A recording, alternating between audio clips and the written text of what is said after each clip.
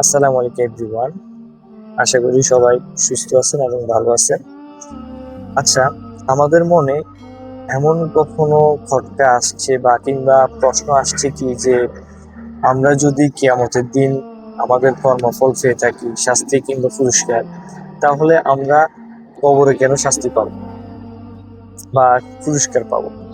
এরকম একটা প্রশ্ন একজন মুসলমান জাকির নায়েককে করেছিলেন। তো জাকির নায়েক এটার আনসার কি দিয়েছেন, চলেন আমরা একসাথে শুনি। আমার নাম মুসা বুমায়ের। ডক্টর সাহেবের কাছে আমার প্রশ্ন হলো, একজন মুসলিম হিসেবে আমরা বিশ্বাস করি যে আমাদের জন্য একটি বিচারের দিন রয়েছে। সেদিন প্রত্যেকের আমলনামা তার হাতে দেওয়া হবে এবং ঘোষণা করা হবে কে সঠিক আর কে ভুল, कि who is right and who is wrong. কে জান্নাতের যোগ্য আর কে জাহান্নামের যোগ্য। কিন্তু কবরে পুরস্কার ও শাস্তির যে বিষয়টি রয়েছে, বিচারের দিনের আগেই কবরে কেন শাস্তি দেওয়া হবে? ফলাফল তো ঘোষণা হওয়ার কথা কেয়ামতের দিন। তাহলে কবরে কেন শাস্তি হবে? কেউ যদি গুনাহগার হয় আর কবর জান্নাতের বাগানগুলোর মধ্যে একটি বাগান কেন হবে, এটা আগে থেকেই কেন ঘোষণা করা হয়? जज़ाकुमुल्लाह खैर। ভাই সাহেব প্রশ্ন করেছেন যে কিয়ামতের দিন প্রত্যেকে জানতে পারবে সে কি গুনাহ করেছে বা কি ভালো কাজ করেছে, সে কি জান্নাতে যাবে না জাহান্নামে যাবে। তাহলে এই কবরের আযাব কেন? আমি এর একটা উদাহরণ দিচ্ছি। যখন আপনি কখনো কোনো স্কুল বা কলেজে পড়েন, তখন একটা ফাইনাল পরীক্ষা থাকে, আর এর উত্তর আছে সূরা আল ইমরানের সূরা নম্বর 3 আয়াত নম্বর 185। कुल्लु नफ्सिन जायकातुल मौत। প্রত্যেক প্রাণীকে মৃত্যুর স্বাদ গ্রহণ করতে হবে। চূড়ান্ত প্রতিদান, যেই চূড়ান্ত প্রতিদান সেটা দেওয়া হবে কেয়ামতের দিন, বিচারের দিনে। अगर कोई शख्स যদি কোনো ব্যক্তি জাহান্নামের আগুন থেকে বেঁচে যায় এবং জান্নাতে প্রবেশ করে, তবে সে সফলতা লাভ করবে, নয়তো এই দুনিয়া একটা খেলা মাত্র। তো আয়াতে পরিষ্কারভাবে উল্লেখ আছে कुल्लु नफ्सिन जायकातुल मौत। প্রত্যেক প্রাণী মৃত্যুর স্বাদ গ্রহণ করবে, আর চূড়ান্ত হিসাব নিকাশ হবে কেয়ামতের দিন। আর যে মানুষ জাহান্নামের আগুন থেকে বাঁচবে এবং জান্নাতে যাবে, সে সফলতা পাবে, নয়তো এ দুনিয়া একটা খেলা মাত্র। তার মানে সম্পূর্ণ চূড়ান্ত হিসাব নিকাশ হবে আখেরাতে। ঠিক যেভাবে আমরা যখন কলেজে যাই, স্কুলে যাই, আমরা পড়াশোনা করি, তখন একটা হয় ফাইনাল পরীক্ষা আর একটা হয় টার্মিনাল পরীক্ষা। ঠিক তো? টার্মিনাল পরীক্ষা হয় কি না? কিছু থাকে সাপ্তাহিক পরীক্ষাও। তো যখনই আপনি কোনো ভালো বা খারাপ কাজ করেন, আপনি তার যে শাস্তি বা পুরস্কার, আপনি ভালো কাজ করলে তার পুরস্কার বা খারাপ কাজ করলে তার শাস্তি 3 জায়গায় পেতে পারেন। প্রথম দুনিয়াতে, দ্বিতীয় বারজাখে, আর তৃতীয় আখেরাতে। 3 জায়গায়। আপনি কোনো ভুল কাজ করলে আল্লাহ তাআলা, আপনি ভালো কাজ করলে এই দুনিয়াতেই পুরস্কার দিতে পারেন।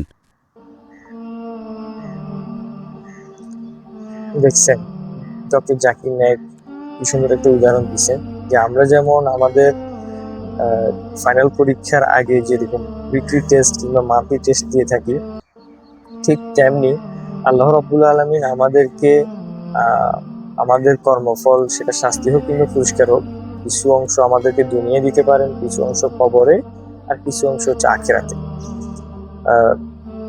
সেই উদাহরণটা দিয়ে আমাদেরকে বুঝিয়েছেন। দেখি পরবর্তী অংশে তুমি কি বলেছেন।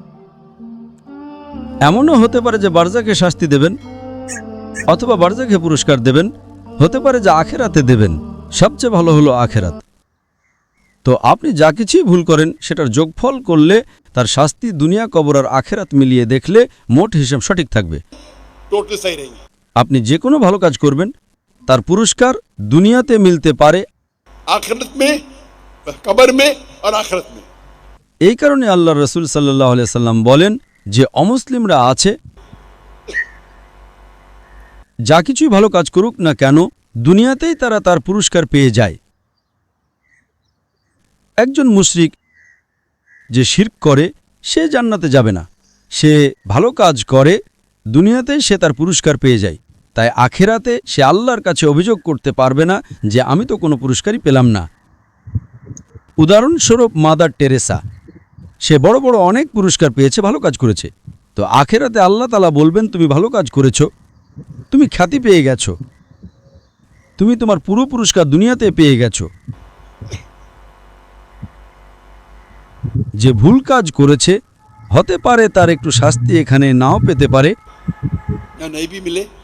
কত মানুষ আছে যারা অনেক বড় বড় চোরা কারবারি, ডাকাত, দুনিয়াতে তারা খুব আরামায়েশে জীবন কাটায়। আল্লাহ তাআলা বলেন চলো তোমাকে এখানে শাস্তি দেব না, কবরে দেব এবং আখেরাতে দেব, অথবা শুধু আখেরাতে দেব। তো সে মনে করে আরে আমি তো অনেক বড় কিছু করে ফেলেছি, गलत काम किया, मुशरिक है। ডাকাতি করেছে, মানুষ খুন করেছে, দুনিয়াতে সে কোনো শাস্তিই পায়নি।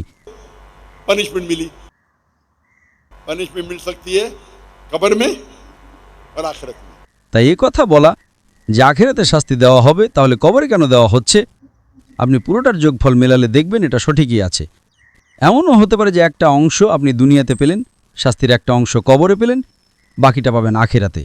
এমনও হতে পারে যে ভুল কাজ করার কারণে দুনিয়াতে আপনি কোনো শাস্তিই পাননি, এমনও হতে পারে কবরেও পাননি, তাহলে পুরোটা পাবেন আখেরাতে। তো মোট হিসাব ঠিকই আছে। হ্যাঁ, কিন্তু দ্বিগুণ শাস্তি দেওয়া হবে না। দ্বিগুণ মানে হলো ধরুন আপনার 100 পয়েন্ট শাস্তি পাওয়ার কথা। की सजा। এই অংশ থেকে আমরা এটা বুঝলাম যে আল্লাহ রাব্বুল আলামিন আমাদেরকে তিনটে মিলিয়েই 100% দিবেন, সেটা আমাদের কর্মফল শাস্তি হোক কিংবা পুরস্কার।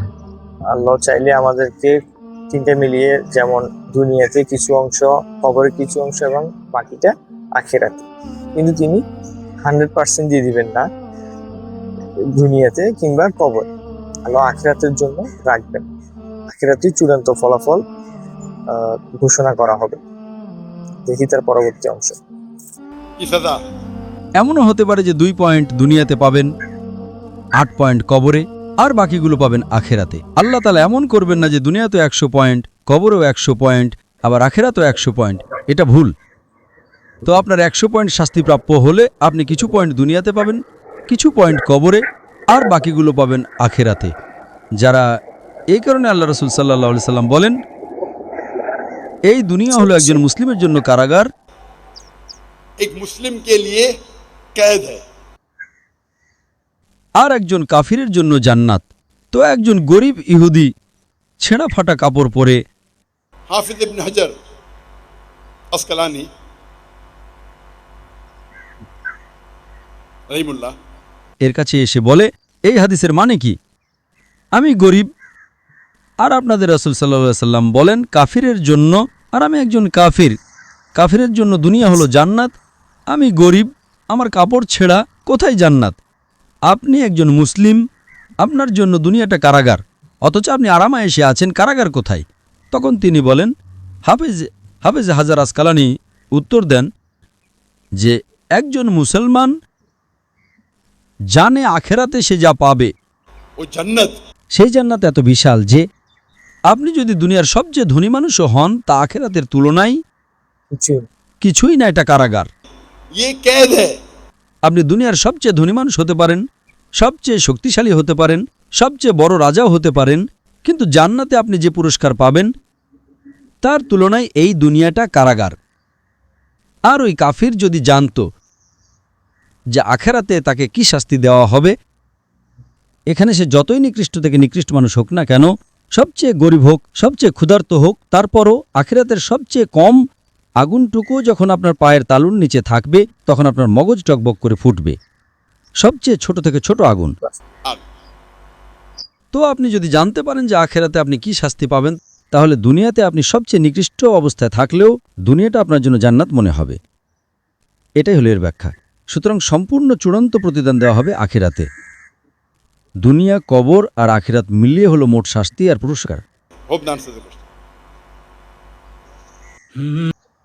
তাহলে এই বিষয়টা ক্লিয়ার হলো যে আমাদের যে শাস্তি কিংবা পুরস্কার সেটা দুনিয়া, কবর আর আখিরাত মিলেই হবে।